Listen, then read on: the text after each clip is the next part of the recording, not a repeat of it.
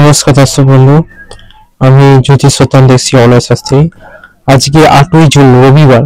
আজকে রাশিফল আলোচনা করছি।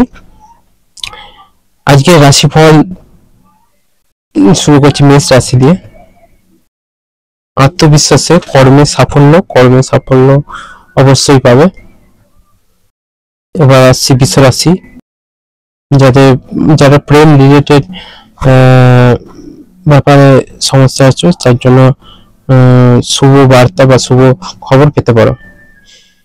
মেষ বিষয় হয়ে গেল। এবার মিথুন রাশি, নতুন কিছু ভাবনা চিন্তা, উন্নতি লাভ বা প্রোগ্রেসের জিনিস দেখাচ্ছে। মিথুন রাশি হয়ে গেল।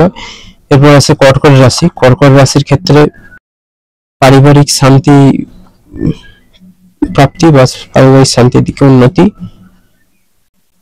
ভাগ্যের জোরে জয় বা ভাগ্যের উন্নতি। সিংহ রাশি।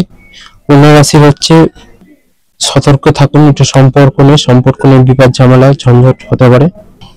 তুলা রাশির হচ্ছে সিদ্ধান্তে আপনারা স্থিরতা নেন, সিদ্ধান্ত সঠিকভাবে নেবেন। বৃশ্চিকের হচ্ছে অর্থযোগের সম্ভাবনা, অর্থ লাভ অবশ্যই হবে, অর্থ উন্নতি। ধনু রাশি হচ্ছে বন্ধুর সহযোগিতা লাভ বা বন্ধুর সাহায্য লাভ। মকর রাশি হচ্ছে পরিশ্রমের স্বীকৃতি মিলবে, পরিশ্রম করলে অবশ্যই লাভ হবে।